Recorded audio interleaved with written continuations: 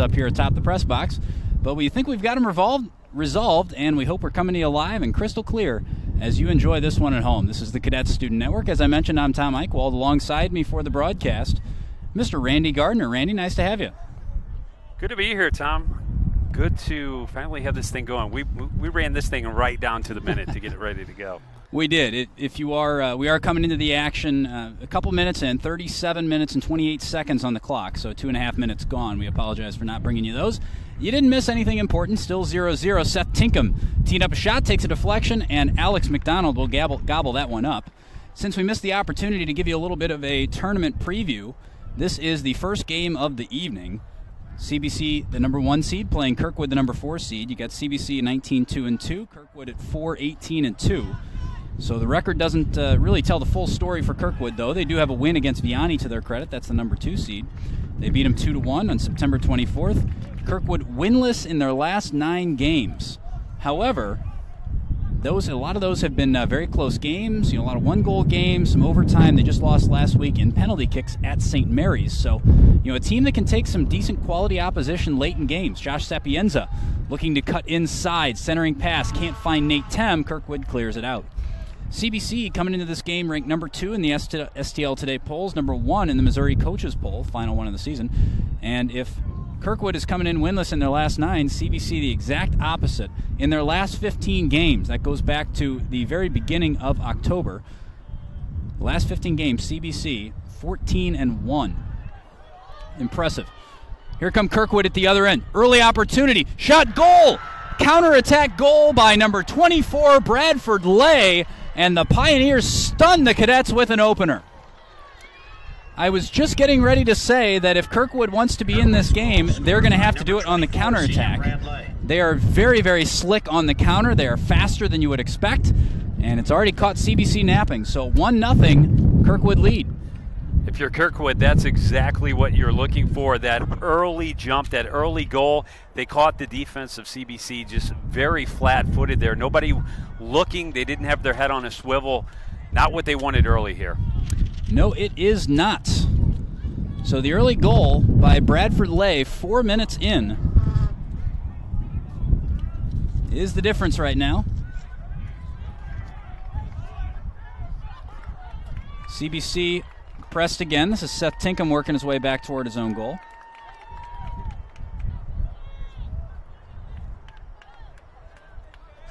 CBC trying to clear. Cade Walsh, Seth Tinkham now.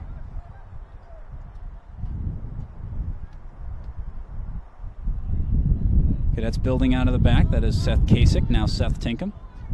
Over here to Kurt Miller.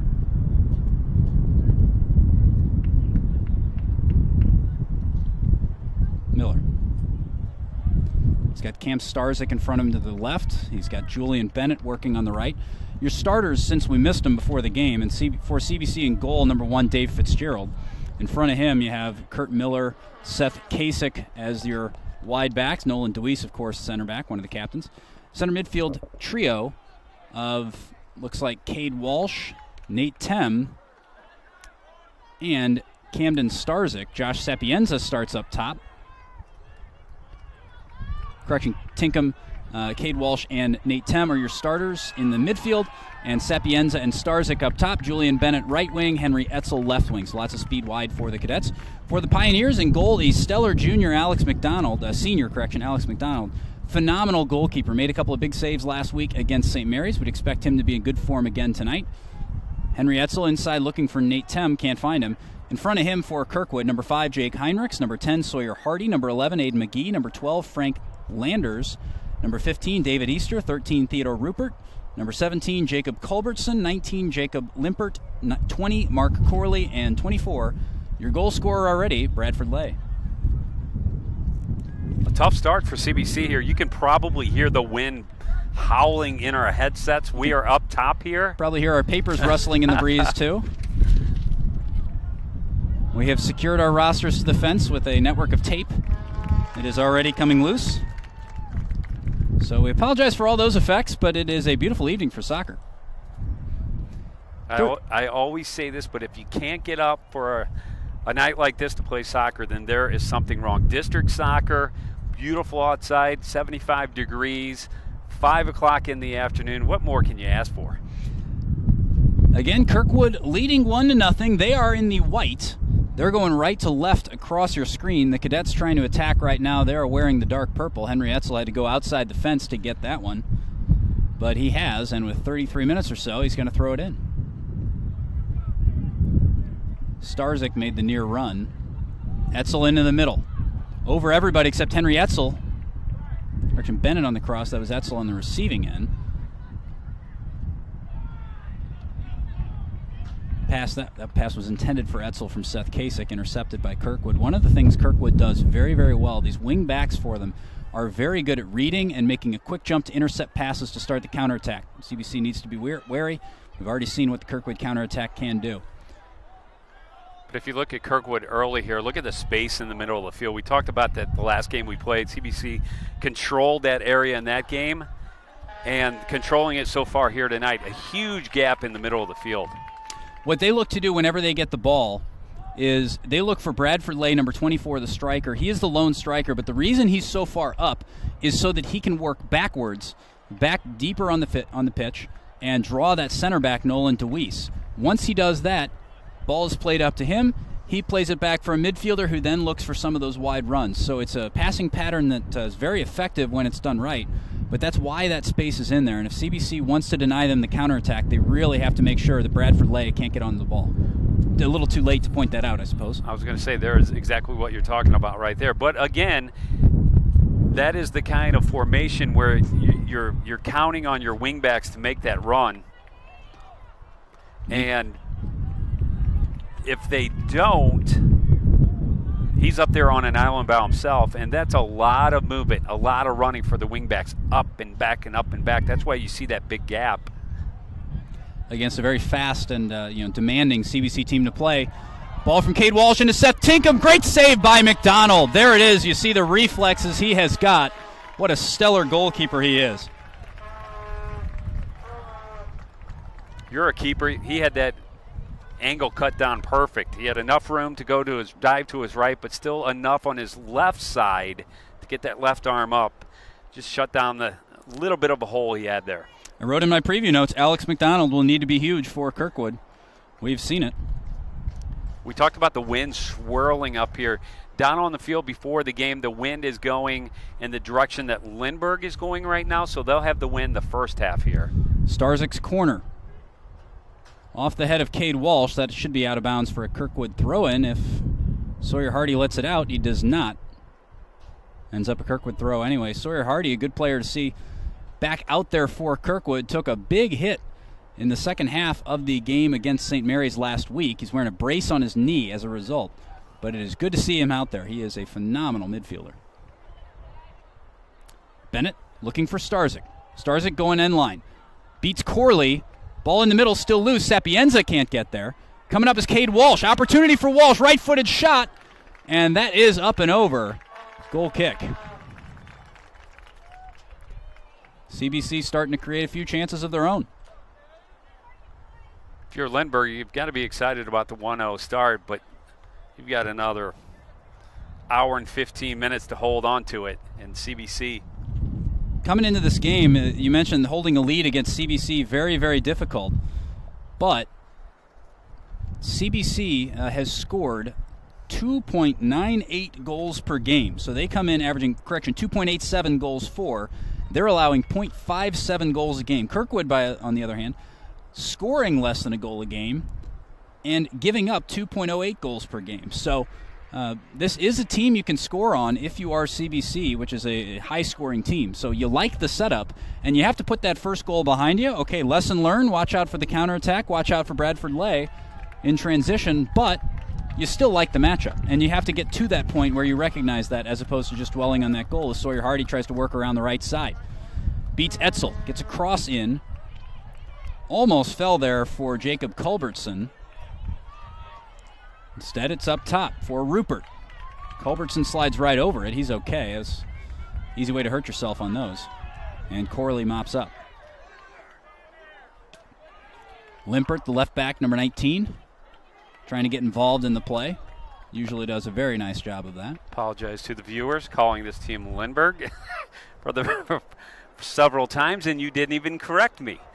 My camera guy had to correct me that I was saying Lindbergh and not Kirkwood. I think I was keeping my rosters from blowing away while you were doing that. So we're multitasking up here, but want to thank him at Vianney for letting us up here on top of the press box tonight.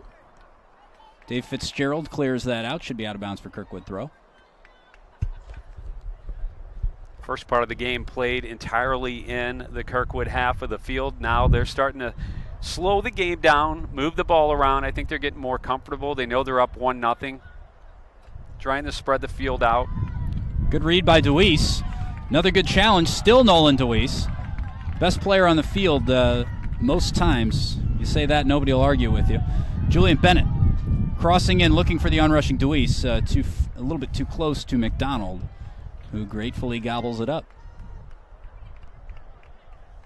Tom Eichwald, Randy Gardner, bringing you CBC versus Kirkwood, Class 4 District 6 semifinal. 27 minutes and 17 seconds remaining on the clock here in the first half.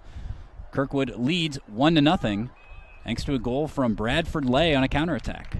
That goal happened in the 4th minute of this game. CBC restarts quickly, working it over to Kurt Miller. Cade Walsh, all kinds of space in the middle. Starzik cuts back in. Tinkham. Walsh. CBC switching the point of attack, working it out to Henry Etzel. Wide players doing a nice job of keeping this field stretched right now for CBC. It's opening up a lot of space in the midfield. And that's what you want to do. You want to wear this team down by moving the ball back and forth across the field like they are. Kurt Miller working with Julian Bennett. Bennett's cross in, headed just over the bar by Camden Starzik. Julian Bennett is a player who knows how to whip a cross in. He is one of the assist leaders on the season for CBC. I have my stats somewhere in a pile of papers. It's blowing around. Might have blown down on 270. I think it might be. Mason Jenkins, our cameraman up here, doing a nice job. And I should say it was kind of Mason who resolved some of the technical issues we were having that we couldn't figure out. So great work, Mason. I'm not sure they're exactly resolved. That's why my mind is in like 15 different places right now. Nolan DeWeese's mind is in one place, and that's clearing that ball.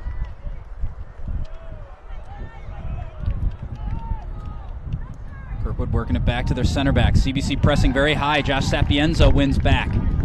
Starzik couldn't follow up, though. Cade Walsh comes in. Big challenge. CBC wants it. Good fire in the tackles so far from the Cadets. Throw in for Julian Bennett. That breeze is blowing straight into us right now, so for those of you keeping track of the wind and its effect on the game, you know, I even tried to perforate our rosters to keep them from blowing around, and that didn't work. And we might have to set the television down. Ball played in the middle. Cleared by Kirkwood. CBC asking a few good questions of that defense right now. Now Tinkham. Miller.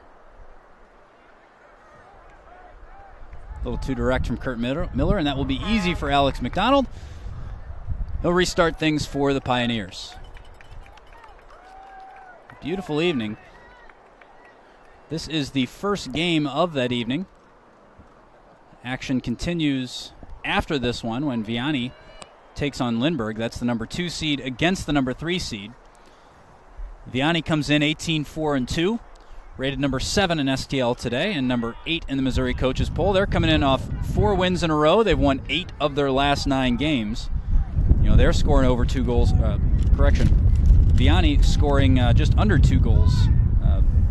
Actually, just under a goal a game, but allowing less than half a goal a game. Lindbergh, similarly, very stodgy, allowing less than a goal a game. So that could be a low-scoring, thrilling, close encounter that comes down to that one chance that gets finished, that one set piece, that one mistake, or the dreaded penalties if you get that 0-0 playoff game that we've seen so many times over the years.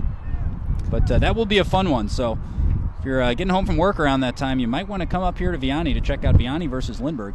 The winner of that game will play the winner of this game on Thursday evening right here at Don Heeb Field, and we will bring you that game on CSN if the Cadets advance past the Pioneers of Kirkwood. which at the moment is not the case. We got a lot of soccer left to play. Kirkwood trying to build. This is Lay working back. There you see the idea. Misplays the pass, though. That was intended for Elijah McDowell. Now opportunity. Sapienza can't get a clean shot. Tem off the crossbar. What a hit that was. Nate Tem so close to giving CBC the equalizer.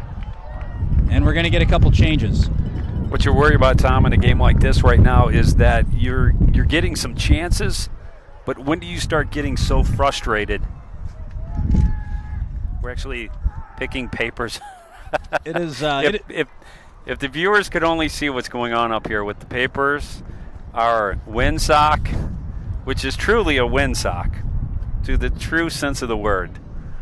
I feel like the goalie reflexes are going to come in handy as papers get blown right to us. Not getting past me, Randy. Not getting past me. What I started to say was, though, that this is where CBC will start to get a little bit frustrated. You're getting some shots on goal. You're hitting the goalpost. You're moving the ball nicely. You're playing the ball through the slot, but you just cannot put the ball in the net. This is exactly when you need to settle down as a player, settle down as a team, and just keep moving that ball. Something will eventually happen. You don't have to score 10 times. You just got to score once to get back into the game. Tinkham looking for Riley Dubbs. He's got Sam Benoist in the middle. Dubbs cutting inside. That is cleared out. And this will be a corner kick. Benoist was in all kinds of space in the middle of the field. Nice to have him back. He's been out with a hamstring injury for a couple weeks now. So good to have Benoist back, and he was in all kinds of space there. Had Riley Dubbs been able to find him, the two substitutes trying to combine.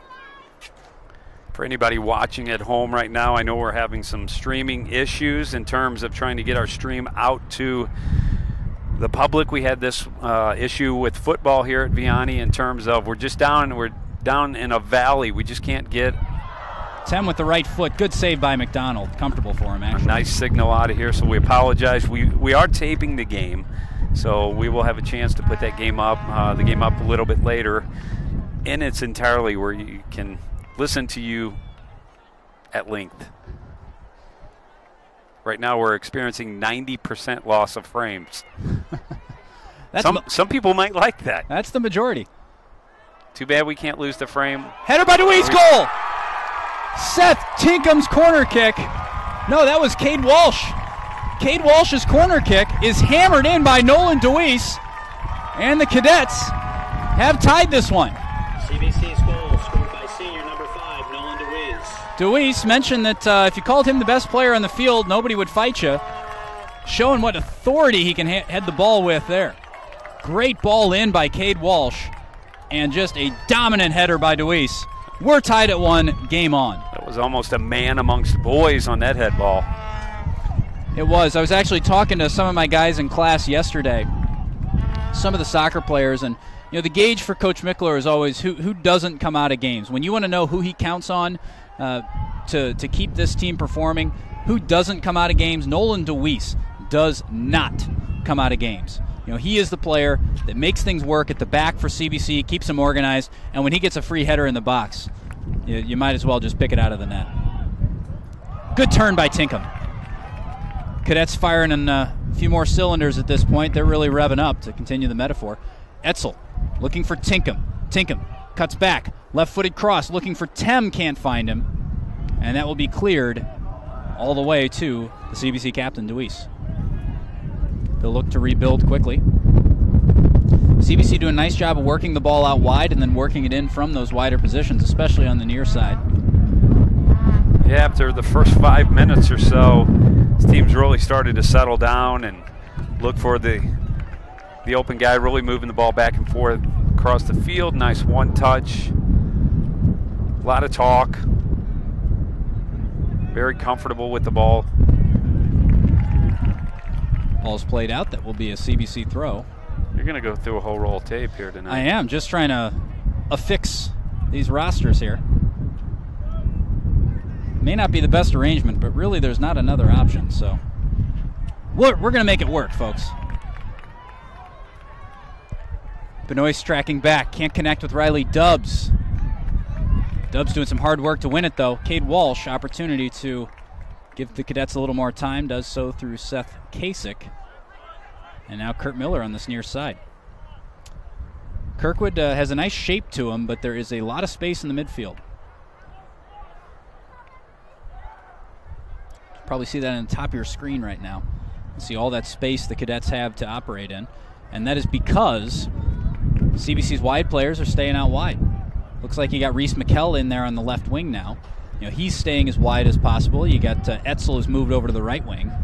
And they are staying as far out as they can, close to that touchline. Keeps these, keeps the wing backs out wide, keeps those wingers out wide, forces the center backs to stretch, central midfielders to stretch. So it's creating a lot of space for CBC right now.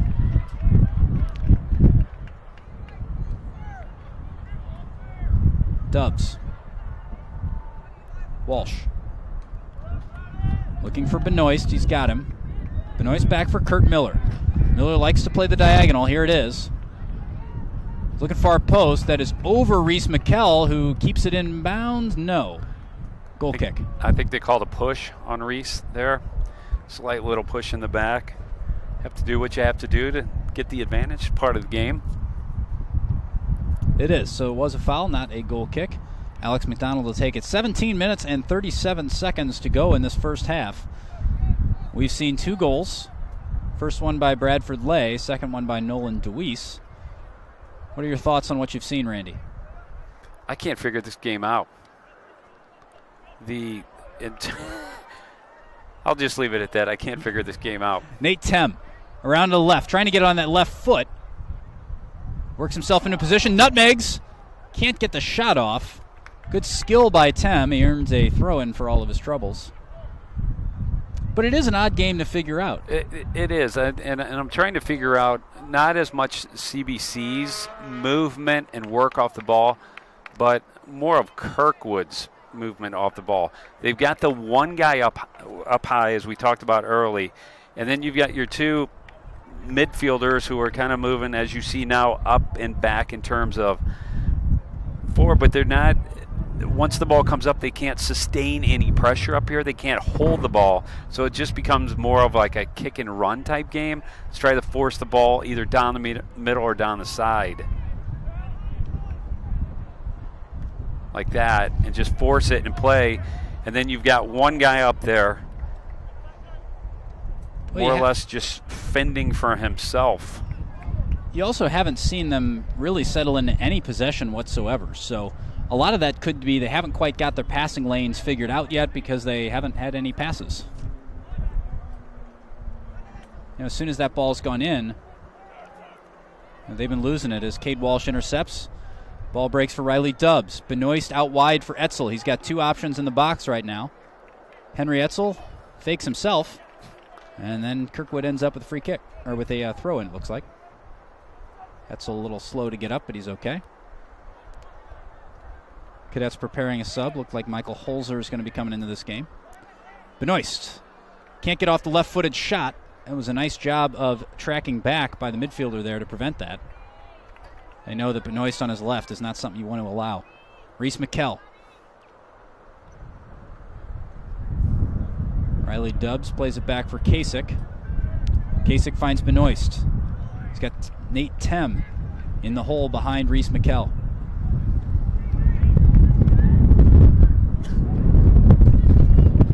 Tem. Dubs. Tinkham. Tape breaks on the rosters again.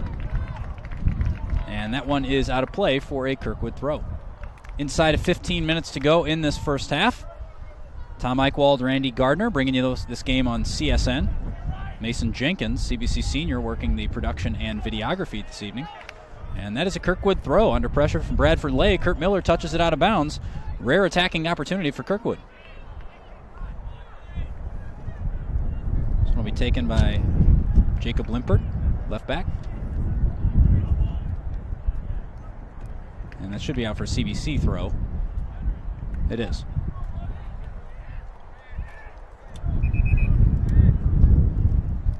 Substitution from Kirkwood, slowing things down, gives us a chance to ask you, Cadet fans, are you protected?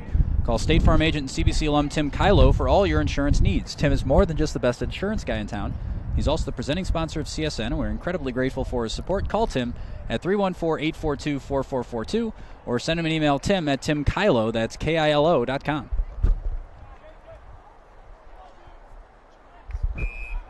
Nolan DeWeese goes down under pressure from Andres Guzman.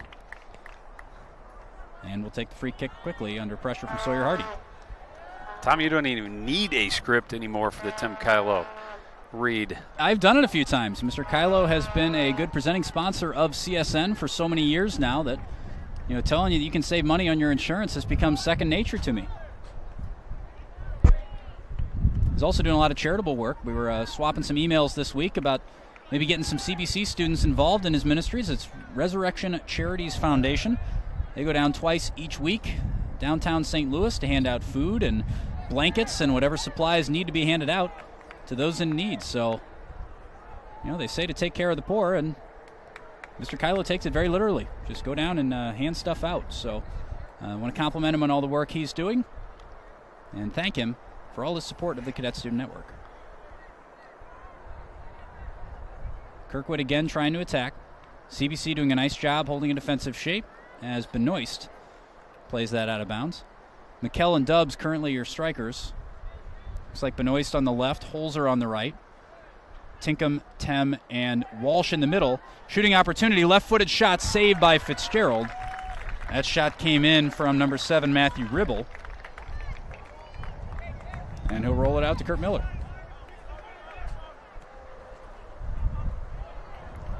Got Damian Klukas down there walking around the track, doubling as a ball boy this evening. Unfortunately out with a knee injury. Great for CBC if they could get him back. A good central midfielder he is.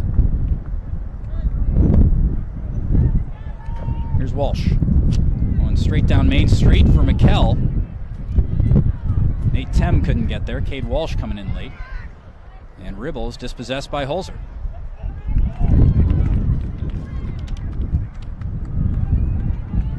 McKell, time to turn. Over the top for Dubs. Was Dubs onside? He was. Riley Dubs, right foot wide. That was close. That was close. In terms of offsides, CBC really starting to become really comfortable with the ball. Just head up, just move the ball around, look for your opportunity. I know I talk about that all the time, but once your team starts to get a little bit of that energy and a little bit of that snap in your step, and hey, it's our game, we're going to score, it's just a matter of time, you see it really changes the whole aspect of the way they play. McDonald's goal kick eventually finds Sawyer Hardy. Tries to turn in field. Loses it though. Dubs trying to track back, and was he fouled? He was. They are going to get Mark Corley with a foul there. Corley, the junior, 5'10 defender. CBC getting ready for a few more changes. John Krall will come in on the defensive side. Looks like Benoist also getting a rest over here. He may re-enter before too long as he works his way back from a hamstring injury. He's going to go to the bench, take a break, as Alex McDonald will reset this one for the Pioneers.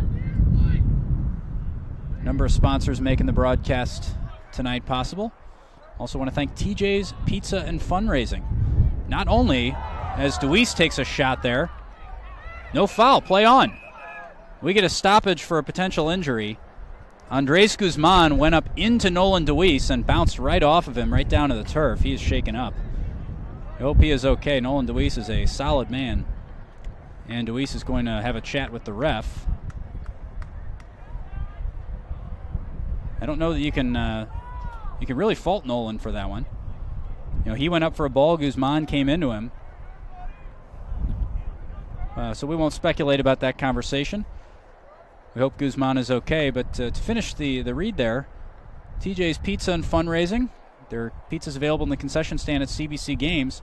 But they also offer you a convenient process to help your school, team, or organization raise money by selling delicious pizzas and desserts. You'll want to check them out online, www.tjspizza.com. Thank you, TJ's. So Guzman on the turf. CBC in a 1-1 game with the Pioneers of Kirkwood. Gives us a chance to give you a little bit of a summary. Right off the bat, just 4 minutes into this game, it was Bradford Lay of Kirkwood, number 24, their central striker, who got the ball, worked down the right side on a counterattack, and fired past Dave Fitzgerald, who had no chance at it. That put the Pioneers up 1-0. And then about 15 minutes later or so, the Cadets answered through a header from Nolan DeWeese off a corner kick from Cade Walsh. So that is how we got to 1-1. Since then, Dave Fitzgerald has had 1 save for CBC. Alex McDonald has made 2 saves that I can recall for Kirkwood. So both goalkeepers have been tested. But 1-1 is our scoreline. The winner of this game will play the winner of Kirkwood-Lindbergh on Thursday night. That Kirkwood-Lindbergh game is happening after this one. That'll be at 6:30 this evening right here on this field. We won't bring you that one on the Cadet Student Network, but we'd encourage you to come out and watch it because it should be a fun game of soccer. Curious to see what the weather will be like on Thursday. They're saying maybe a little bit of rain in the forecast. I know tomorrow some rain in the forecast, but as long as the temperature stays above freezing, a little rain doesn't do anybody any harm. Well, us some harm being up here. But in terms of playing on the field, no harm. Gotta love it. We'll make it work, and you know these guys well as well. If there's a district title on the line, they'd play in anything. You told them to run out during an earthquake and play soccer, they'd probably do it. 10 minutes and 6 seconds on the clock. Again, there was a stoppage there for the injury to Guzman. He has made his way off the field, and we're getting ready to get set again. You're watching the Cadet Student Network. Tom Eichwald, Randy Gardner. We've got Mason Jenkins working the videography and the production this evening. And we hope you're enjoying the broadcast. We are enjoying being able to bring it to you from high atop the press box at Don Heeb Field. Anyway, a shout out to Bob Meyer down there in the press box, CBC grad. That one's played in, headed clear by Kasich. Bob is, in addition to being freshman soccer coach here at Vianney, he's the head golf coach. So, good guy that I've known over the years coaching golf, and wonderful man. So it's nice to come to those other MCC schools and see some friendly faces, and kind of adds to the family feel of MCC soccer. Golf? What's golf? I've got 3 kids and a wife. I haven't seen golf in 10 years. That one is headed clear again by Kasich. Sawyer Hardy tries to put it back in, comfortable for Fitzgerald. It's a sport that would be very difficult on a windy afternoon like this. Might make my game better, though. Yeah, shout out to a couple of CBC golfers while we're on the subject. You mentioned golf, Randy. Opportunity here. Drew Barkley and Ian Blome. Drew Barkley, a senior this year, and Ian Blome, a freshman. Barkley's a junior, correction. He's been around so long. He was a varsity player as a freshman. So Barkley as a junior and Ian Blome as a freshman. Played in a tournament last weekend up at TPC Deer Run. A very competitive junior tournament. Both had outstanding finishes. Drew Barkley, I believe, even finishing 6th. At one point in the tournament, 2 CBC young men were tied for the lead. Bennett plays it in. That'll be out for a CBC corner. So congratulations to Ian and to Drew Barkley, also to Christian Ponce, freshman who played in that tournament. So some good things in the cadet golf program, since you asked, of course, Randy. Well, we try to get out and shoot some golf. It's a hard sport to broadcast. But we try to go out and shoot some highlights, cut some stuff together, show the gentlemen out there knocking it around. CBC corner for Tem. Tem with the right foot, comfortable for McDonald, who read it nicely. I can practically feel my phone buzzing in my pocket with people telling me to stop talking about golf and talk about the game. 8 minutes, 5 seconds to go. Tem doing a nice job of tracking back. He'll play that one to Dave Fitzgerald, who should switch fields, I would think. There it is. And now the Cadets coming again out of the back. We got a 1-1 game. A game that CBC has dominated. We don't keep possession stats, but you'd have to imagine it's probably upwards of 70 at this point in terms of possession percentage. Walsh, Tinkham with all kinds of space to step up if he wants. Instead, he passes it out to Holzer, who's operating on the right side. Holzer back inside for Tinkham. Tinkham looking for Reese McKell, who's able to get a foot on it. but that's not going to cause McDonald any problems. He'll take his time getting this one restarted. Clock goes to 7:20 and counting.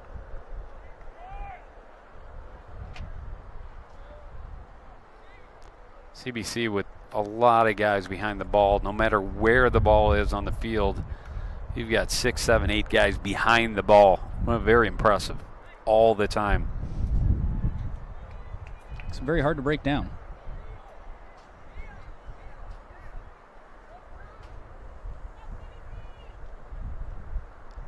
A big discussion over the weekend out at Slica with some of the referees, and a very boisterous conversation with another coach about, about the new throw-in rules. Get back to that in a second. Here's Holzer.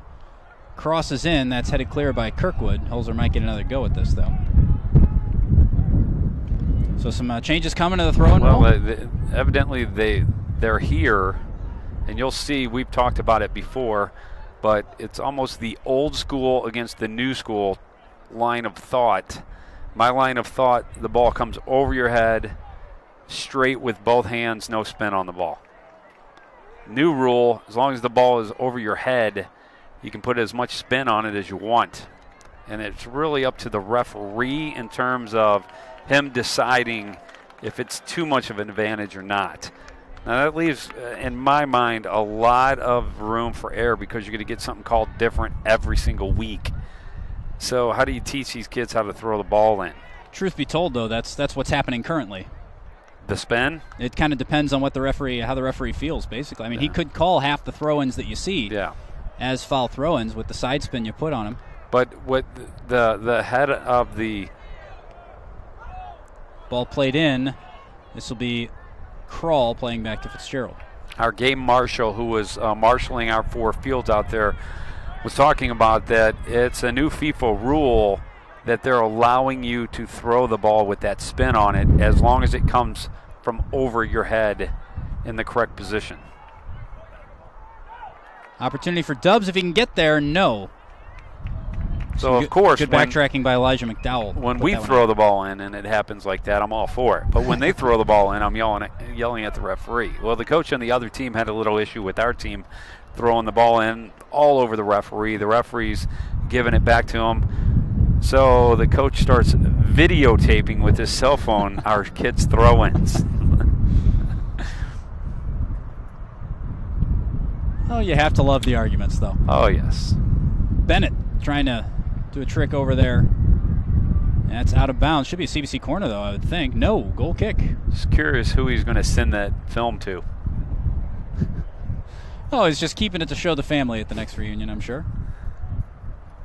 Clock at 4 minutes and 15 seconds. Alex McDonald taking his time with this goal kick. Yeah, if you're CBC right now, you want to try to pick up the pace a little bit, wear this team down. If you're Kirkwood, you just want to take your time, catch your breath. Be safe. Try to go into halftime 1-1. Regroup. Opportunity here. This is Nate Tem, right foot. They give you 3 points in a sport, but not this sport for that shot.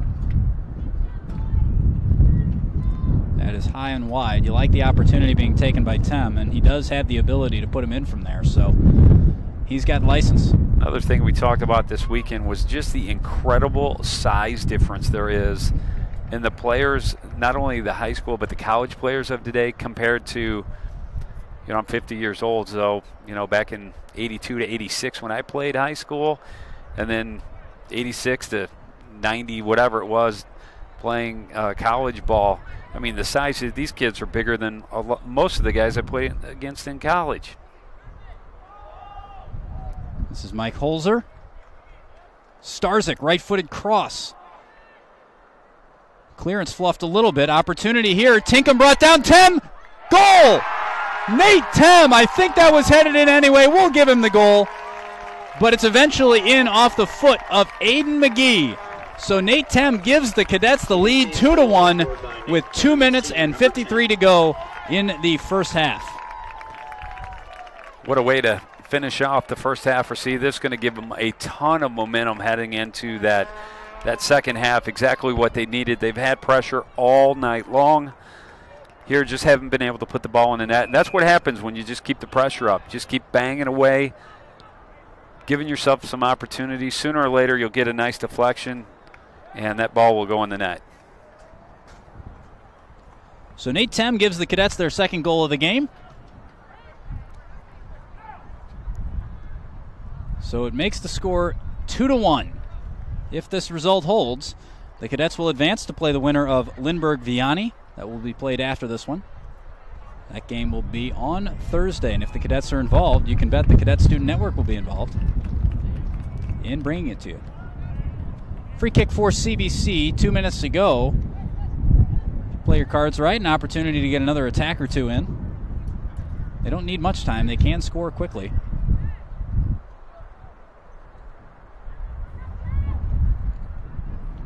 Mentioned in the last 14-1 in the last 15 games, so the Cadets coming in some decent goal-scoring form. Thought I'd written down the number of goals in that stretch, but I hadn't. But some big results. 4-0 over Francis Howell.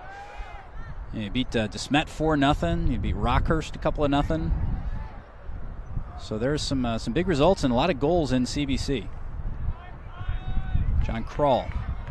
Clock at 1.5 minutes. Cade Walsh. Holzer leaves it for Tinkham. Seth Tinkham finds Riley Dubbs in the box. Dubbs is able to get a cross in past the sliding Corley, but it's a goal kick. CBC doing a good job. We've seen it 5, 6, 7, 10 times so far, having that ball right around the 30, 25, 20, and playing that ball deep into the corner and trying to force it back across the middle. That run is always there for him. Holzer. Walsh. Clock below 1 minute now. That's Henry Etzel. That's Julian Bennett over there. He's moved out there on the left. So Bennett fights off a tackle. Ends up in the corner. 43 seconds to go. Out for a corner kick. Nice job by Julian to win that one. And that will be Starzik, I would imagine, taking it with the right foot. Should be an in-swinger. Numbers up with 30 seconds to go. Cadets scored off their last corner. DeWeese around the back post. Header on target, but McDonald is able to gather it. 17 seconds. Alex McDonald wanted to play it quick. Nobody making the run, so he's going to kick it as far up the field as he can. Cadets regain with 10 seconds to go. Bennett can't bring it down. Eventually does. Now Cade Walsh. The Cadets should ride out the half right here. 1 second to go, and they will. We go to halftime in the Class 4 District 6 semifinal. Your halftime score, 2-1 in favor of the Cadets. We're going to step aside for a few moments here. When we come back, we will wrap up the first half and get you set for second half action. You are watching the Cadet Student Network.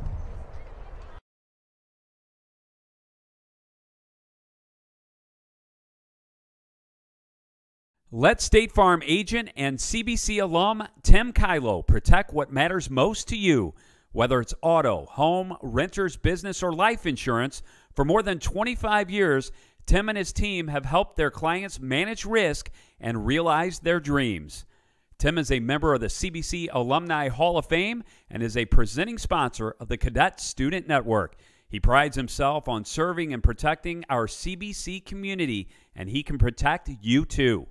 Give him a call at 314-842-4442 to see how Tim can save you money on your insurance. That's right, Tim Kylo can save you money.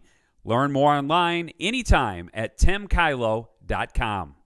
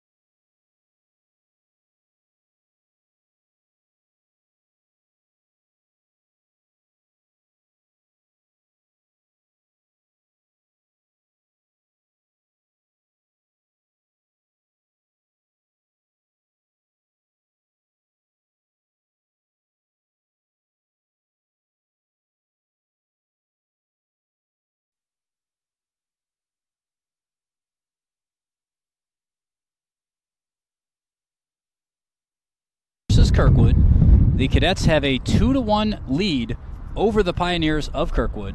This is the Class 4 District 6 semifinal. If the result holds, the Cadets will advance to play the winner of the Lindbergh and Vianney game that will happen after this one if the losing team is finished. So their season's over. It's one and done from here on in, and the Cadets currently have a lead, but didn't start out comfortable for them, did it? A little bit scary. 1-0 early. Lindbergh, that was something I'm sure they talked about coming out. Why do I keep saying Lindbergh? What's wrong with me? It's that back injury I have now. Kirkwood came out early. I think that was part of their game plan. Let's just put the ball down the field, see if we can get up early, and just, I don't want to say just sit on it, because that's a long time to sit on a goal. But when you get up on a team that's as good as CBC, sometimes that's what you've got to do. You almost have to pull back into somewhat of a defensive shell, protect that lead, still trying to go out and get one. But with the offensive firepower we're seeing out of CBC, 6, 7, 8 guys behind the ball defensively all the time, it's hard to protect a 1-goal lead. It's hard to protect a 2 or 3 goal lead against a team like the Cadets. Both teams getting set to go. The Cadets are wearing purple. They're going to be going right to left across your screen, and the Pioneers in the white will be going left to right. So, sun getting judging ready by Highway 44, the Pioneers finally ready to head west. I've been waiting a whole half to make that joke. I was going to say, the sun going down behind the trees over there. It's going to get a little bit nippy now, but you got to love it. You got to love it. You do. The Cadets are ready. Just looking out, it looks like the starting lineup back out there. That's Fitzgerald in goal, Nolan DeWeese, the center back, alongside, on either side of him, you have Seth Kasich and Kurt Miller. Midfield trio in the middle that is Walsh, Tinkham, and Tem. Julian Bennett on the right wing, Henry Etzel on the left wing, strikers Sapienza and Starzyk. For Kirkwood, they have Lay up top. Midfielders behind him, you have Theo Rupert, you have number 5, Jake Heinrichs, and you have Sawyer Hardy over here on the right side. The other central midfielder is number 17, Jacob Culbertson. Bennett's cross is dealt with nicely by the Pioneer defensive unit. In the back for the Pioneers, Jacob Limpert, the left back, number 19. Right back, number 11, Aiden McGee. Center backs, 12, that's Frank Landers. And number 16, it's got to be 15. Yep, 15, David Easter. In goal, Alex McDonald. Looks like adjustments for Kirkwood. You can see the midfield where we talked about that big gap being there in the first half. Looks like they're trying to push the field up a little bit, get 2 or 3 guys more involved in the offensive attack per se. There's not as much space. There's Nate Tem. Had Starzyk but couldn't find him. That's a good read by Aiden McGee. Whistle blown as we have an injured Pioneer down on the field. They already lost Guzman to injury. He was sitting on the medical cart a while ago. I lost track of him, so I'm not sure if he's back over there on the bench. Hope he is. He went down after a challenge with Nolan DeWeese. And actually, I think I see him walking around over there. He is walking around. Looks like he's got the shin guards off, though, so his evening may be finished. Not sure who this injured player is. We'll give you the number as soon as we can. Don't want to speculate. In the meantime, though, we'll tell you that the Cadets, both on the field and off the field, are looking sharp. If you want to join them, eastbay.com has everything you need. They got team-specific stores available from the Athletic website, but you can also shop anytime at www.eastbay.com. They keep us looking good. They want to help you look even better than you already look as well.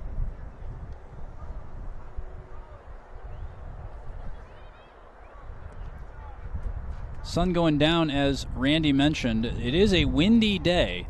The wind is blowing right into our faces up here atop the press box, maybe a little bit from right to left, so maybe a little bit in the face of the Pioneers.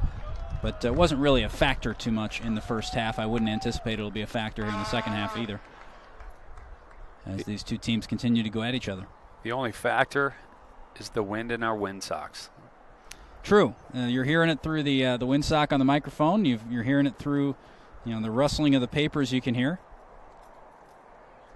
Because that's what the people want to know when they tune in for playoff soccer. They want to know, how my rosters are doing taped to the fence. Well, they're currently nicely secured. We haven't had a big gust in a minute. A few retaping adjustments at halftime, and everything seems to be pretty well battened down up here. Hopefully the evening settles down a little bit. It's pretty with the trees. A great view up here. It is. It's sun sinking low, fall foliage. It's kind of like an emissions brochure we're standing in right now. Speaking of that, open house coming up for CBC Sunday. You excited about that? Great transition, Randy. I am as well. I'll be working with a number of, as you will as well, working with a number of the 8th graders in the area who are ready to commit to continue their academic careers at CBC. You'll be shooting the pictures, right? I will be doing still photos. You'll be doing some video interviews. So what a great day! It really is. For the kids and I think the parents get a ton out of that day, as well as the kids. Starzyk through the legs to Etzel. Still Camden Starzyk. Thinks about the right-footed shot, trying to create some space for it. Can't do it. He's watched well there by Franklin Landers. Now Cade Walsh, Seth Tinkham. Kirkwood does a nice job of keeping everybody behind the ball. They look to spring on the counterattack. Sawyer Hardy has moved in the middle to play off Brad Lay for that exact purpose. Tinkham can't settle it. Bennett blocks it coming out. Cadets have him trapped. Ball to the back post by Bennett is past everybody, though, and that will be a goal kick. CBC doing a nice job of shutting down those clearances so Kirkwood can't clear their lines. I would have to say last year at open house, few tears in the eyes a couple of times, seeing the parents cry their sons committing to CBC and moving on to their high school experience. Next year will be mine for my son, or actually this year. This year, the commitment ceremony, I was going to say. The tears might not be all on the other side of the camera, Mr. Gardner. It's an emotional time. Your child grows up, and high school is such a big step. And I'll tell you what, the CBC experience is so unique. It's one of a kind. As an alumnus myself, I can testify to that. Throw in for Kirkwood. CBC so far has given the Pioneers a pretty difficult experience. Not the one you would have should you commit to CBC, of course. Foul there. Cadets leading 2-1. Kirkwood opened the scoring about 4 minutes into this game on a counterattack goal by Bradford Lay. Just about 10-15 minutes later, it was Nolan DeWeese heading home authoritatively off a corner kick by Cade Walsh. That leveled things.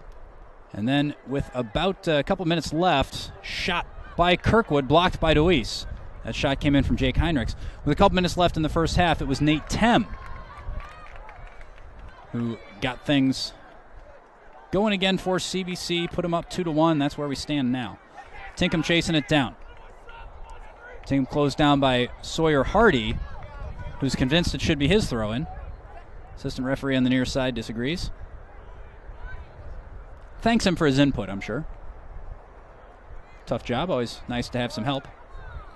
Here is Hardy. And you see that knee brace he's wearing on his right knee. Hasn't been wearing that all season. That was a knock he took against St. Mary's last week, which was a great game at St. Mary's. Went all the way to penalty kicks, where the Dragons defeated him. Etzel going end line. That one went out of bounds. Goal kick. You get that nice white end line for football. Makes it real easy to tell when the ball's all the way out of bounds. See a nice strip of white underneath the ball from our perspective. That tells you it's all the way out. Very nice of them to make it so easy.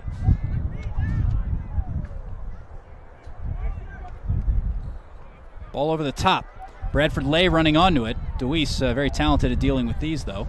And he's got some help from another talented defender in Seth Kasich. Kasich able to poke it away before Aiden McGee could get a foot in there. Starzyk turns. He beat Corley. Cam Starzyk going onto his right foot. He's got help from Julian Bennett out there. Bennett's got some goals and assists. He can go either way here. Goes back post. Sapienza heads right to McDonald. Good move by the Cadets, though. McDonald not happy. I'm not sure what happened there. Well, he's yelling at Sawyer Hardy. He thought Sawyer Hardy was going to pop out to the wing and make himself available for that. He's trying to get things going quickly. McDonald's distribution normally is excellent. A little miscommunication, and doesn't make him look good when that happened. That's why he's letting Sawyer know about it. Sapienza now. Julian Bennett. Right-footed cross. That's too far. And it will be a goal kick. 33 minutes, 50 seconds to go in this second half. One of these teams will see their season end right here tonight, right now. It's looking like the Pioneers. They're in white going left to right across your screen. The Cadets in purple going right to left. Cadets the number 1 seed in the district. After a season that saw them finish 19-2-2. Kirkwood with the 4 seed at 4-18-2. As we mentioned at the top of the broadcast, though, that is not a number that really shows their quality. A lot of one-goal games in there, overtime penalty kick games. There is a win against Vianney that came on September 24th. 2-1 win in the CYC tournament over at Soccer Park. So it's a team that's capable of slaying giants. What do they have up their sleeve here? Lay. Dispossessed. Deweese. Now Tinkham. Cadets controlling the ball nicely in tight areas. Makes its way across to Henry Etzel. Etzel cuts back in field. He beat McGee. Need a little help from Walsh, though. Tinkham lets that one go right under his foot. It's a frustrating one. It's bailed out by Kurt Miller, though. And a little nutmeg to make up for it. Great ball to Sapienza. Can Sapienza cut inside? He's got help. Tinkham at the top of the box. He can hit him from there. Got Tem coming in late. Bennett goes all the way across to Etzel. I would look for Etzel to come in on the right foot and try to hit this. No, he goes end line. Aiden McGee plays it out. Corner kick, Cadets. It's a nice ball all the way across. It is. Julian Bennett's overhit a couple of crosses, but he does a nice job finding Etzel there. Very quickly switches the point of attack. Anytime you can make those defenders' heads swivel in a hurry, you're doing something right. Starzyk to take it. Right-footed. Should be an in-swinger. Deweese probably the target. Goes back post, bounce off a Kirkwood body, headed up in the air by Kasich, and McDonald is able to claim it. Alex McDonald is a big, strong goalkeeper. Very good on set pieces.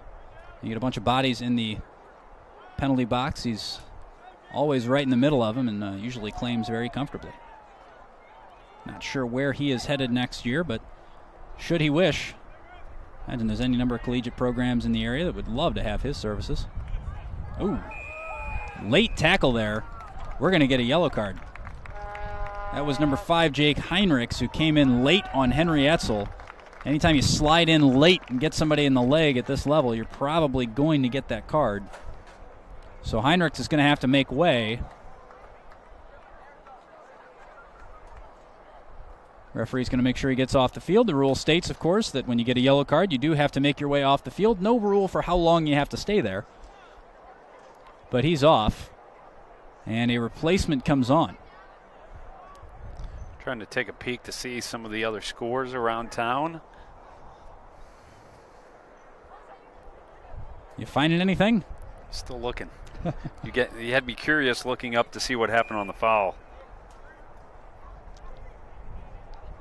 Here's Tinkham. Now Seth Kasich. Two Seths combining nicely.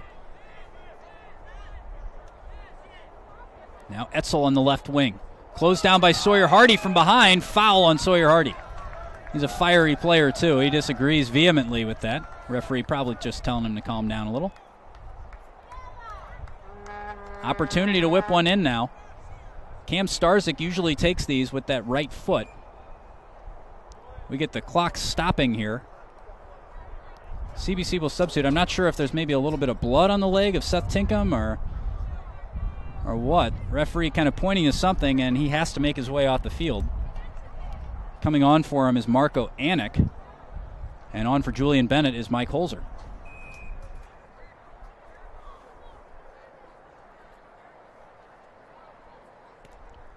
Starzik's ball in. Headed just past the near post by Marco Anik. And by just past, I probably mean about 15 yards wide, truth be told. McDonald looking to take this quickly.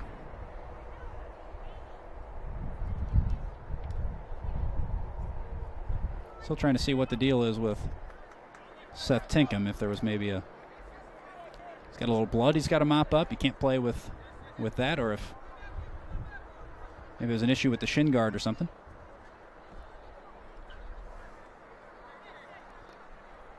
Here's Anik. Marco Anik, just a sophomore. Started off the season. He's kind of given way to Cade Walsh as Walsh has become more involved throughout the season. But Marco Anik, what a midfielder he is just as a sophomore. The experience to play in that central midfield role, especially in the more defensive side of things, but also in a holding role. Very, very versatile, reads the game very well. You know, a player you'd love to have, you know, any year, but especially a sophomore with 2 more years to learn. Yeah, it's impressive. You see a lot of these guys coming into programs across the St. Louis area. They play club ball pretty much all year long. They perfect their game, and then they bring it out to the high school field, and they're able to jump in as a sophomore and play varsity soccer and be very competitive.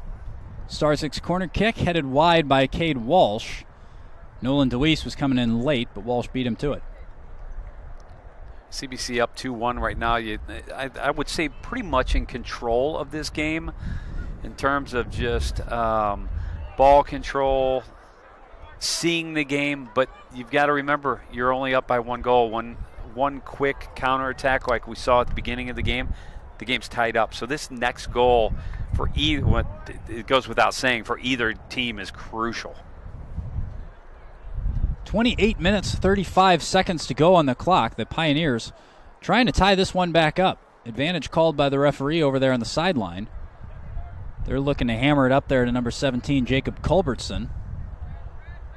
Culbertson operating in a central role behind Bradford Lay, the lone goal scorer for the Pioneers, and Lay looks like he's struggling a little bit out there.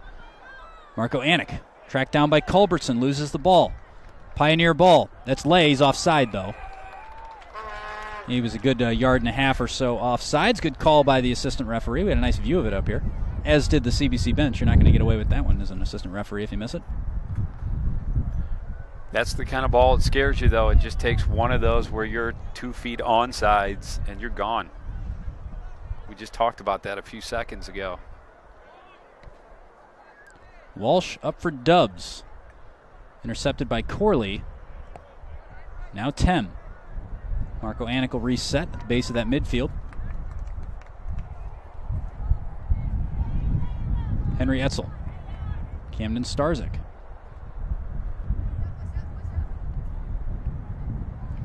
Good ball by Anik in for Riley Dubs. He's watched carefully by Mark Corley. Now Kasich will switch fields. Nice ball over to Kurt Miller.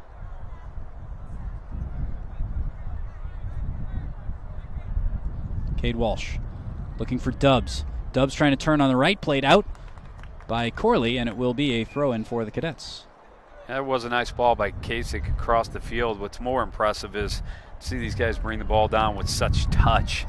You know, those kind of balls can get away from you and bounce 5, 6, 10 feet away from you, cause you an issue. But to be able to have that touch and put it right down on a dime is very impressive. Those are the skills. Dubs into the middle. Holzer back into the middle, and McDonald is able to gather that one. He's got a quick roll over to Sawyer Hardy here. This time they are on the same page. Sawyer Hardy looking for Bradford Lay. Nice ball over the top. DeWeese should head that one back to Fitzgerald, and they do.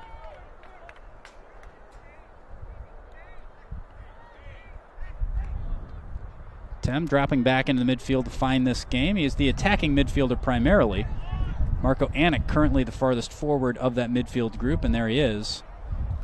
A bit of a misplay there. He thought Camden Starzik was going corner when he was coming inside.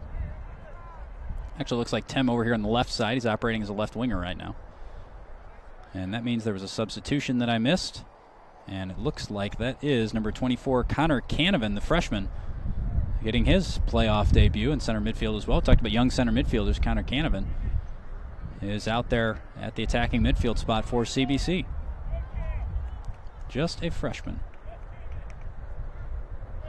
Corley out for Walsh. Here is Canavan.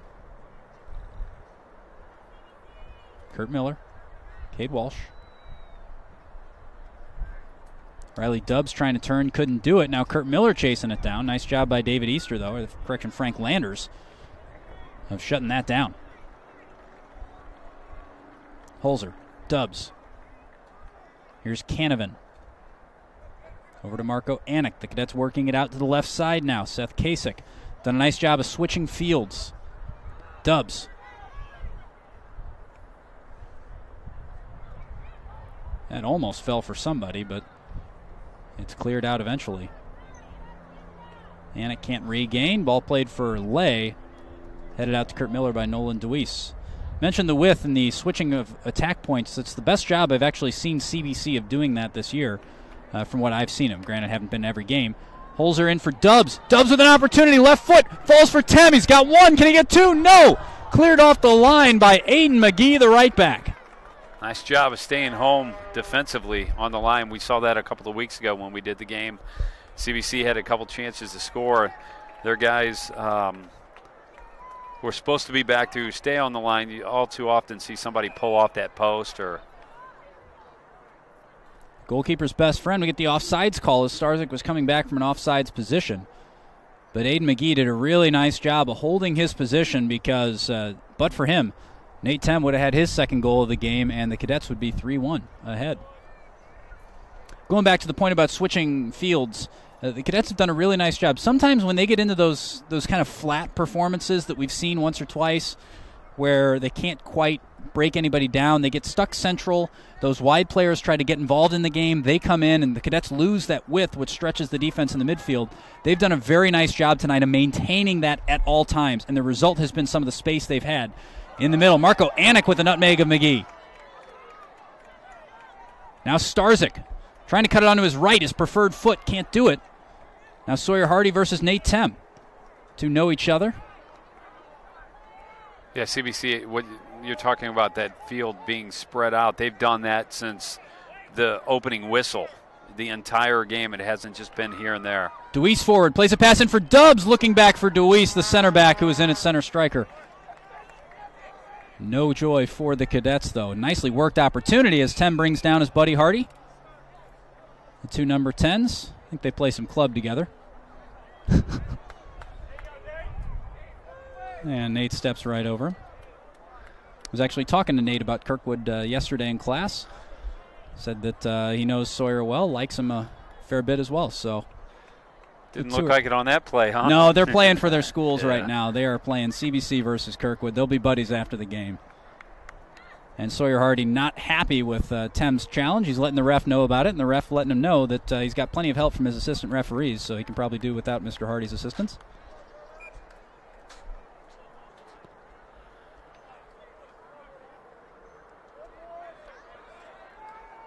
Ball's headed clear. Kirkwood trying to attack. You know what a cruel twist it would be if you get one cleared off the line for CBC, then gave up a goal on the counterattack, and instead of 3-1, you get a tie game. Scenarios like that you see all too often in this game. This harsh game of ours. Corley. McGee, closed down by Starzyk. Aiden McGee forced to play back in the middle for Corley. Closed down by Dubbs, but not before he handled it. The Cadets look to play quick here. Yeah, Kirkwood, no, they're going to set it up. No movement off the ball at all. 21 minutes left. You're getting down to crunch time. You've got to give it everything. You've got your seasons on the line. You know, get out there, move around, run. That's what I yell at my kids, run. You're 12. There's running in soccer? Run. And if you don't want to run, I'll put somebody else on who does want to run. Cam Starzyk. In swinger, looking for Deweese, headed clear by number 12, Franklin Landers. It'll be a corner kick for CBC. Parked black Maxima, license plate Missouri TR4. It's not your car, is it? It is not my car. They're making an announcement about an illegally parked Nissan Maxima. So we wish the owner of that Maxima well, as that announcement read over the PA by Bob Meyer. CBC class of 1970. I'll guess Young to flatter him 6. I think it might be 4, though. Actually part of a record-setting CBC golf team, lowest combined score in a high school match. Now coaching over at Vianney. This is Tem. Right-footed shot. Brought down by McDonald. Kept it in front of him, able to scoop it up. He's thinking quick, but nobody else in white is, so he'll take his time. 20 minutes to go. We are halfway through this second half. And first half was a little tough to figure out, as you said, Randy. Are things becoming a little clearer to you here in the second half? Yeah, like we've talked about, CBC has kind of fallen into their game. They're in control of this game. Maybe not on the scoreboard. I think on the field they're in control. One more goal pretty much, seals it for them. But until you get that goal, I think you got to keep the hammer down, keep playing with the electricity that you have. It seems like they're enjoying what they're doing, but a mistake like that right there is what will kill you. Fitzgerald closed down there by Dan Giesler. Sapienza into the game as Starzyk gets a break. Also in up top is Sam Benoist. Holzer on the right wing, Tem on the left wing. Same trio of Walsh, Anik, and Canavan in the center midfield. It's a good ball. That is. Deweese will let that one run out. I wouldn't swear to this, but I don't think the defense has changed. No, but for now CBC. Now you look at Kirkwood right now. You've got the ball down here. You've got to push up a little bit. Try to get some numbers forward. Yeah, you need get a goal. some number. Even their guys are yelling at each other to get some numbers forward. We're down to 1840. Connor Canavan tries to cut back. Scythed down by Mark Corley. Ball played back in the middle. Chance here for Kirkwood. Can they strike on a break? Ball played out for Aiden McGee. Cross in. Deweese had to be alert there. The initial run before McGee got involved was made by Alex Drury, as now Benoist is trying to escape pressure for CBC. Dangerous position to be passing around. Anik can't find Benoist. Coaching staff not happy with that one. And that's what pressure creates on both sides of the ball. It creates mistakes. Here's Sawyer Hardy. Best spell Kirkwood's had in this second half. Cross misses everybody, though, and makes its way to Mike Holzer. Substitutions being prepared for CBC. 3 midfielders getting ready. Tinkham, Bennett, and Etzel. So we might see some changes in that center midfield. Good read by Kirkwood. They work it right up the middle of the field. Sawyer Hardy looking into the middle. Dave Fitzgerald, very deep starting position. He's got to hurry to get there, and he does. Narrowly beating out Dan Giesler. Fitzgerald likes to start very, very deep. He has since he started as a freshman, sophomore, in this program. He's a senior now. Has always liked to start from inside that 6-yard box, well inside that 6-yard box, darn near on his goal line. Yeah, but he saw that quick. He saw it early. He got the jump. That was my point. You have to there. see it, and you have to jump. You cannot make a mistake when you start that deep. And even a hesitation of a half a step there would have been the difference between him getting that ball and him not getting that ball.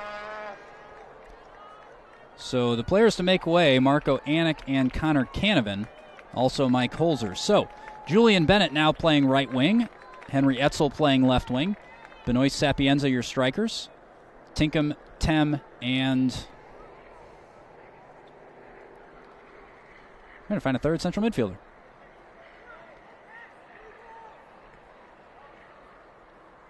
Headed out by Seth Kasich. Cade Walsh still out there, okay. He's kind of back in with the center backs at this point. Throw in for Kirkwood. Sawyer Hardy will take this one. The number 10 for the Pioneers. 16-16 to go. Throw in taken. Brought down eventually by Deweese. His clearance brought down by Benoist. Sam Benoist with space. Benoist over the top. He gets closed down, but he's still running. Sam Benoist with the speed. Beats Mark Corley to it, but can't get a shot away. Great opportunity from Sam Benoist, and I guess the hamstring's feeling okay because there's a lot of speed on that. Wow, some wheels there. That was all. Boy, I knew he was on smooth. That. Wow.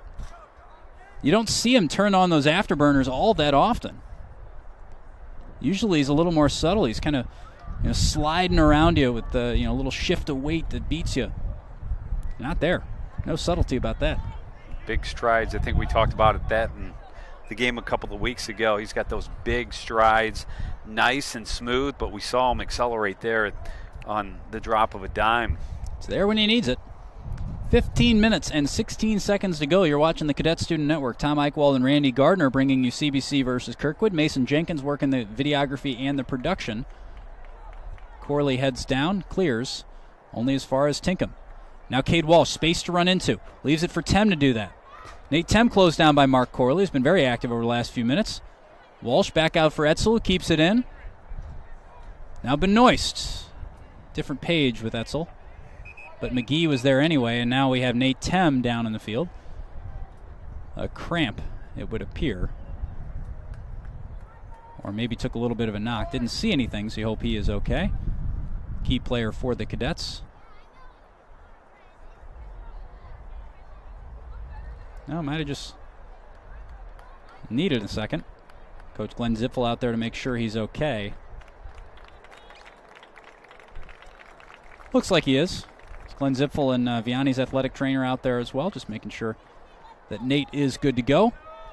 He'll get some treatment. I would imagine we'll probably see somebody come in for him just for a few moments.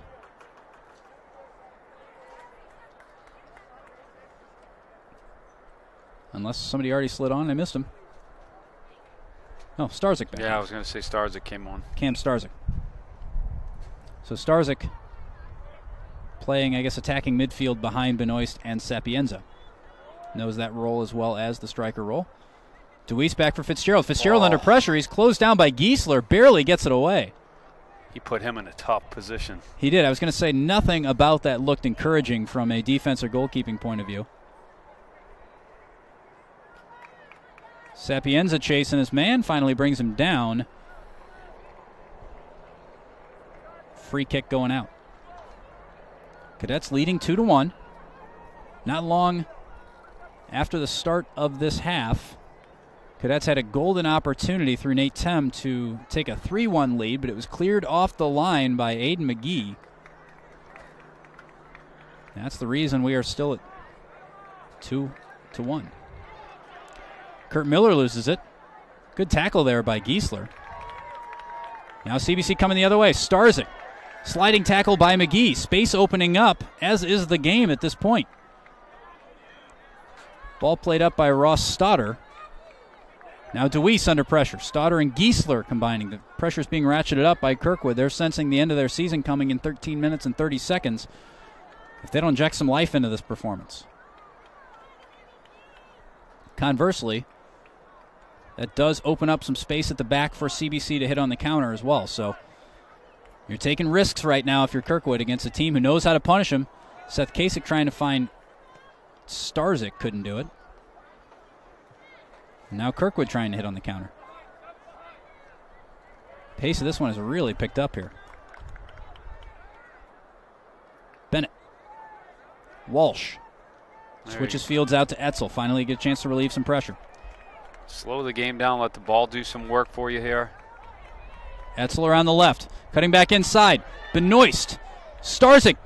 Oh, if he had gotten a right-footed shot there, he can put those away with aplomb. It was number 22, Elijah McDowell, that prevented him.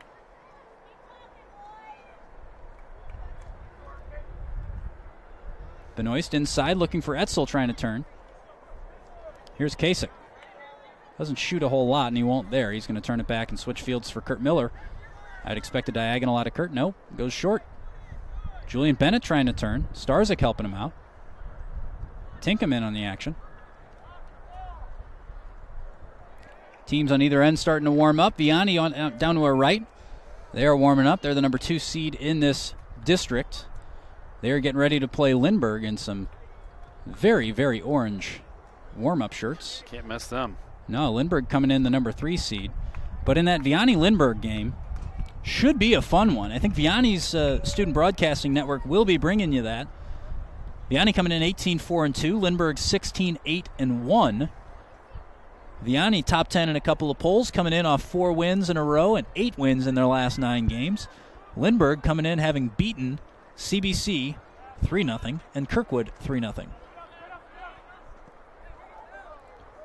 CBC with the number 1 seed does have the best district record. They are 2-1-1 in district. Kirkwood 1-1, having played only Vianney, whom they beat, and Lindbergh, whom they lost to. Ball played in. Hammered just wide by Bennett. Another great opportunity for the Cadets to put this one away. Riley Dubbs makes his way back in. Not sure what happened as the ball came across. It looked like the keeper just kind of misjudged it a little bit on the first one, almost like he turned his back. Yeah, another chance goes wanting for CBC. Down to 10:45 here, so... You know, it's a tale as old as time in this game. You miss chances. Sometimes you get punished for them, and if you're a CBC, you do not want this game going to overtime, because then you get a feisty team in Kirkwood that will really believe they've got a chance to win it in overtime. That's the last thing you want. If you are a CBC, you need to finish this game off with a goal here.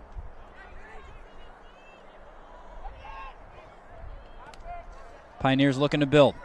Ball finds Etzel, breaks into the middle. Can Tinkham get there first? No. Good read by Franklin Landers. Now McGee. He's got help.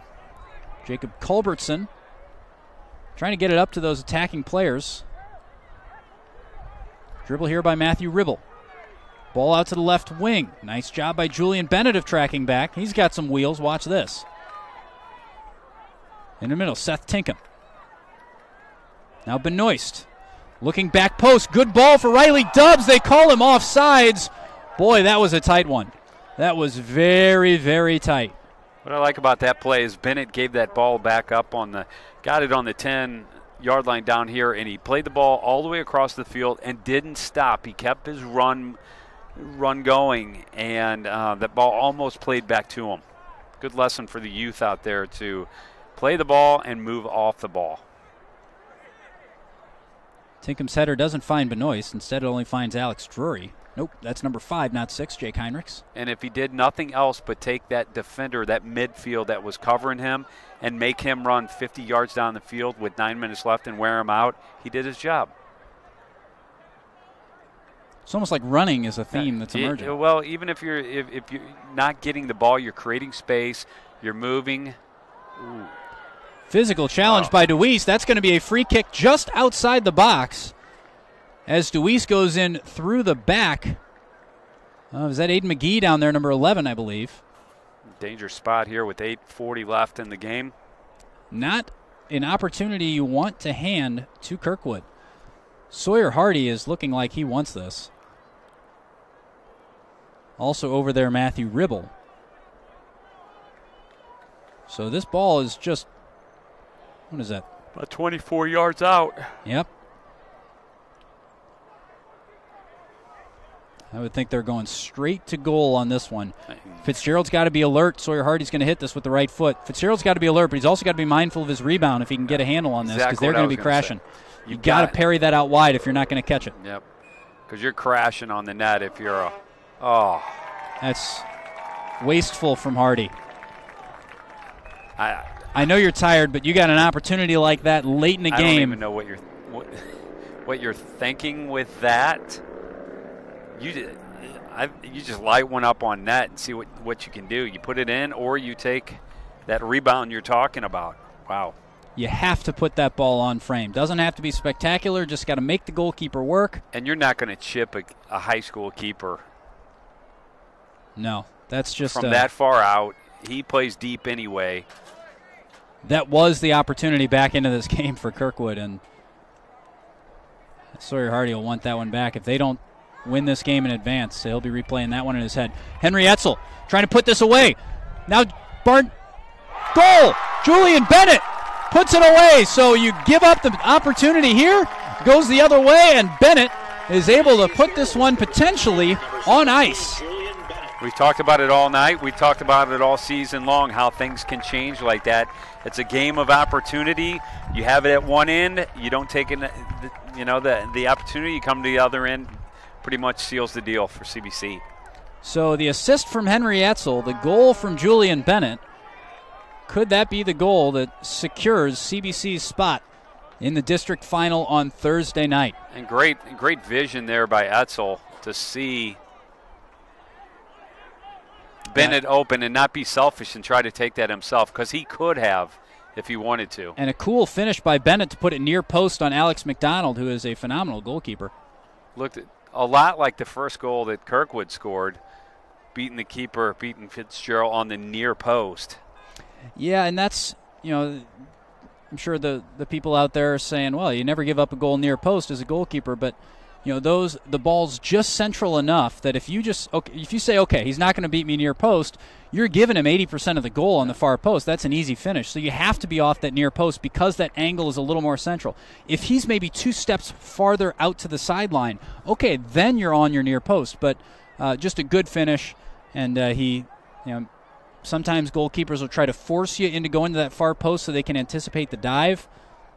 So I was Bennett called him on it. It's a mind game where you almost have to take that half a step and make him think that you're covering this side and then go to the other side.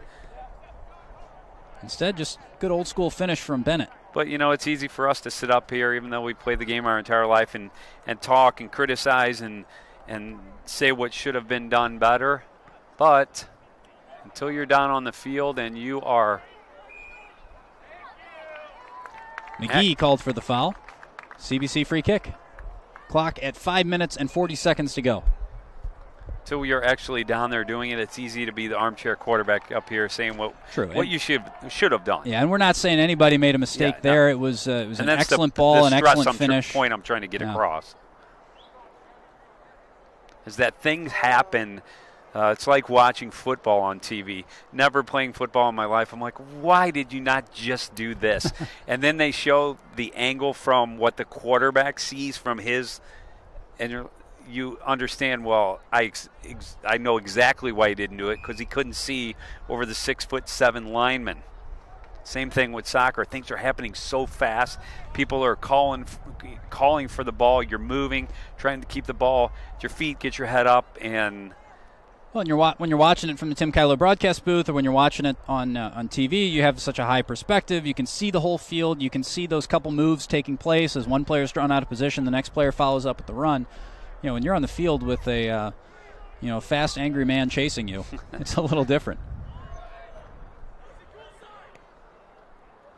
Good ball into the middle. Opportunity for Kirkwood, headed clear by Kurt Miller. Tem back to Fitzgerald. Awkward bouncing ball. Does well to deal with that, actually. Fitzgerald's been put into some difficult spots with back passes tonight, and he's dealt with all of them well. One thing, any youngsters out there who come to these games, any youngsters who watch the games on television, no matter what level you watch at, watch the touch that the players at these levels start to develop. That's the difference between a good player and a great player, is that ball, when it comes to you, it's settled within a foot of your body. You're putting it in a place where your next step is something you can do with the ball, instead of having to reset yourself and take a couple of steps to get back into a playing stance.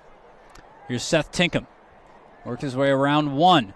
Plays out to the right wing. Ball back in from Dubs. Doesn't find him. Should be a corner kick for CBC. They will be in no rush to take this one with 4 minutes on the clock. And those are things you work on at home in the backyard. Not at practice. This is what I tell my team. Don't come to practice. That's when I have you as a group with me to work on team things. These are things you work at home in the driveway, in the backyard. Dribble the ball. Find run that brick up wall. And down. Yeah, that's where you get better. Your skills get better. Corner kick will be taken by Cade Walsh. The referee telling the booth to stop the clock as Walsh made his way up to that. Not allowing for any time-wasting shenanigans. Header in, header out. DeWeese reacts very quickly. Nate Tem gets in there. Ball finally finds Julian Bennett, who plays it off of DeWeese, who won't appreciate that. Bennett's got some really quick feet. He does. Holzer in the middle. This is Riley Dubs. Dubs looking for Etzel. Ball finds its way to Holzer. Tem. Etzel. Tem. Oh, that's off the football crossbar. Nicely worked opportunity there between Etzel and Tem, with Riley Dubs getting involved. You're going to see a high five there. Another great opportunity for Tem. Had one cleared off the line, and now he's hit the football crossbar. That's what when you start gaining some confidence in a game, that's what you start seeing, that quick 1-2 touch within a 5 to 6 yard, 10-yard radius there. They touch the ball 5-6 times. That's awesome soccer. And you're going to need that because assuming nothing crazy in the next 2 minutes and 38 seconds, you're going to be advancing to play either Vianney or Lindbergh, two teams that have been simply stifling on the defensive side of things. Neither team allowing a goal a game. Teams allowing some ridiculously low numbers of goals. I mean, that's after a season. That's after a 20-game season, 20-plus games, where you just haven't allowed a goal a game. I mean, that's less than 20 goals, 11 goals for Vianney, something like that. They didn't even allow a goal until they played Kirkwood, who beat them. It was about 8 games into the season. Well, then you worry about things that happen like this evening where you come in and you get down early 1-0. You're playing against. Holzer right foot, and McDonald misplays it. Goal. Uncharacteristic mistake on a tough-to-handle ball, and that is going to do it. You'd have to imagine that with just under 2 minutes on the clock, a 4-1 goal, or 4-1 lead, thanks to a goal from Mike Holzer, will hold. What an unfortunate way for Kirkwood, especially the senior goalkeeper, to end his career, end the season, end the night on something that he should have just saved. But the wind could have played a factor. That ball came from a long way away. It came from a long way. It's moving. So there's so many things that could happen. And having watched a little bit of McDonald, he's thinking so quickly about the restart. He's thinking about that distribution out, which is good. But sometimes you can be thinking about the ball out. You're watching where the defenders are, and you take your eye off the ball as it comes in, and nothing good happens when you do that. It's almost like in football where you're looking at the running route after you catch it. Yeah. Matthew Ribble plays back to Corley. Desperation now from Kirkwood. Clock ticks below a minute and a half. Cadets aren't going to have a whole lot of time on the ball here, as Kirkwood's going to throw everything forward just on the off chance they can create something. Seth Kasich beats McGee with a nice turn.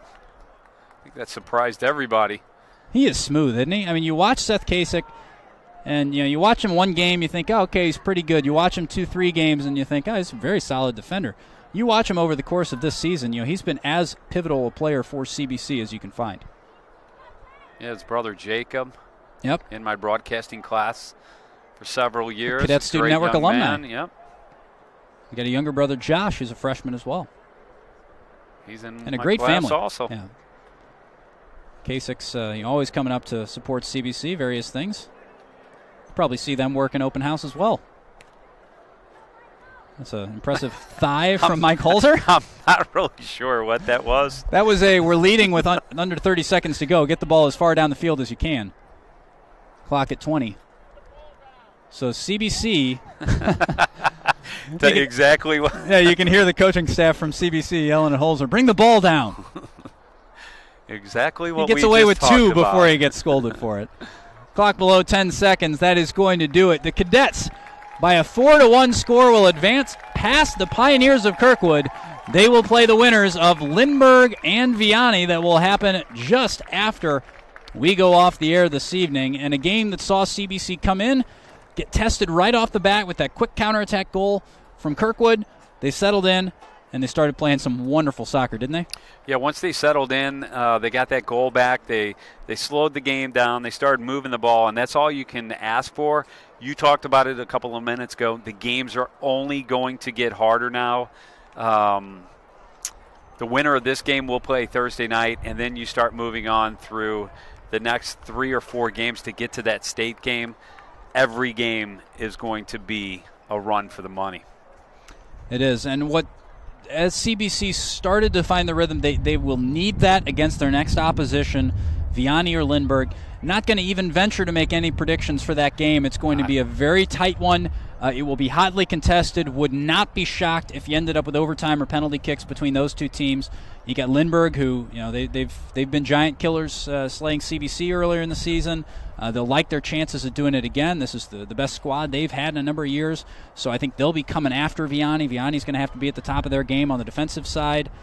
Both teams' chances are going to be few and far between. It's got the billings of a wonderful, wonderful match. It does, and Thursday night's going to be even a better match. I'm looking forward to it as a soccer player myself, to seeing a game with two teams at that level competing for the district championship. I mean, you can't ask for anything more.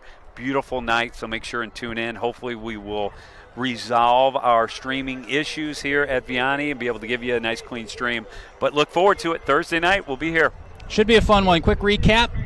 Kirkwood scored early. Bradford Lay getting things started. CBC equalized from a header from Nolan DeWeese.